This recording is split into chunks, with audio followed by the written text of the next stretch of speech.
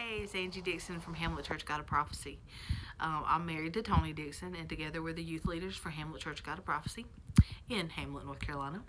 And Carmen asked me to give my testimony, so here it goes. When I was 15 years old, I started dabbling in drugs, marijuana, and drinking, and ended up getting pregnant with my first child when I was 16 years old. I had him on my 17th birthday. Me and his dad was together for 4 years, and when we broke up, I met this other guy who seemed like a great guy at the time, and he was actually on crack. Had been on drugs since he was 16. He was like 23 at the time. So I'm 19 years old, and that's when I started using crack cocaine. I was on crack for around 10 months. I have always been a chubby girl, like I still am, but I got down to 165 pounds. I was not being a good mom to my son. It got so bad that my mom was going to try to take my son from me. She had given me an ultimatum: either you straighten up or we're going to try to take your child, because I was leaving him with her or my grandma all the time, and just wasn't being a good mom. I wasn't even taking care of myself. So, of course, I wasn't being a good mom to Kenneth. So, I'll just say this. This is also, I want to emphasize this: never stop praying for your family that is lost or struggling or is on drugs or whatever the case may be. If they're lost, don't stop praying for them. Don't stop praying for them. I had a praying grandma and a praying mom, and I don't know where I would be without their prayers, because I truly believe that that's what brought me to the Lord. I know Jesus saved me, but I know those prayers changed my life. I remember I would be out all night smoking crack, and I'd come in, I'd wake my grandma up in the middle of the night. Then one night I come in, and I just knew I couldn't keep living like I was living, and I just fell down in the floor, and I was like, "Mama, you gotta pray for me." And she did.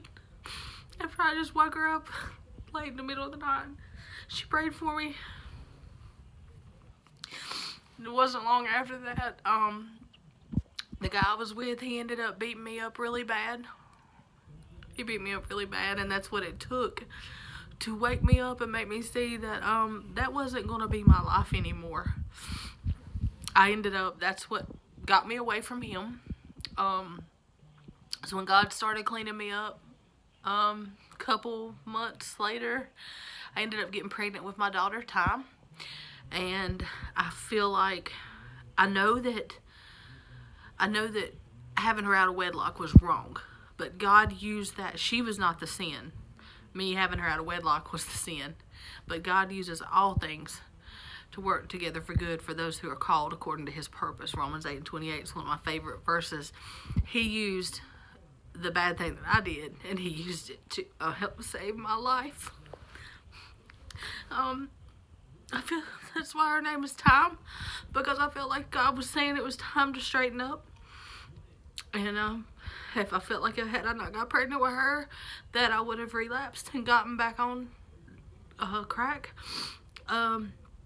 Flash forward to when I had her, I got depressed. I had gotten saved when I was about 5.5 months pregnant, and I had her, and I was fixing to turn 21 a month later, and I was like getting depressed and thinking who was going to want me with 2 kids by myself, thinking I could never have any fun anymore as a Christian, which is a lie. You can have a lot of fun as a Christian, but the devil was telling me all this stuff. So I backslid. I smoked weed, and I felt like God was telling me that, it's okay, just ask me to forgive you, and everything will be fine. And I felt like I was telling him, God, I want you, but not right now. I want to get saved when I'm 40, when I'm done partying and doing the things that I want to do. Well, I was backslid for 6 months, roughly. And during that time, I feel like God showed me that there was nothing in this world worth turning my back on him ever again for. That there was nothing that this world could offer me that was better than what he had to offer me.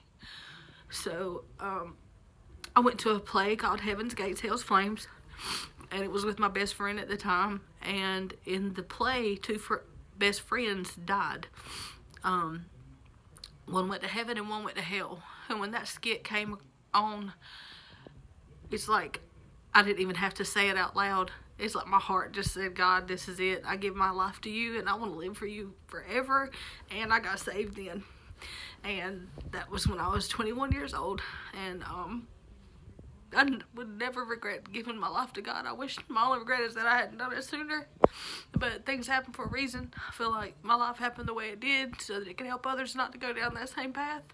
I thank God for my children, Kenneth and Tom, and so thankful for everything God's done for me.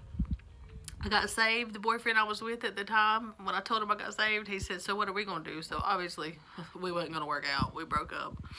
I prayed that God would send me a Christian husband that would love him first and love me and my kids like his own. And a year and a half later, I met Tony at Hamlet Church God of Prophecy. And he's the love of my life. And he loves me like a man is supposed to love his wife, like Christ loves the church.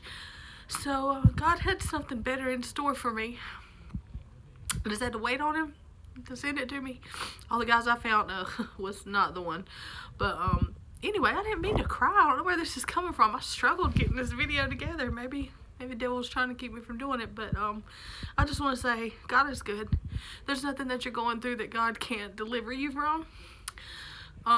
There's nobody that God can't save. You haven't done anything too bad that God won't forgive you and change your life and use it for his glory. And I just keep thinking about my grandma. She was a prayer warrior. I'm sorry.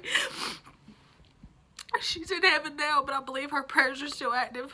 Thank God for putting her in my life, because she, even when we didn't get to go to church, my grandma was a church to me.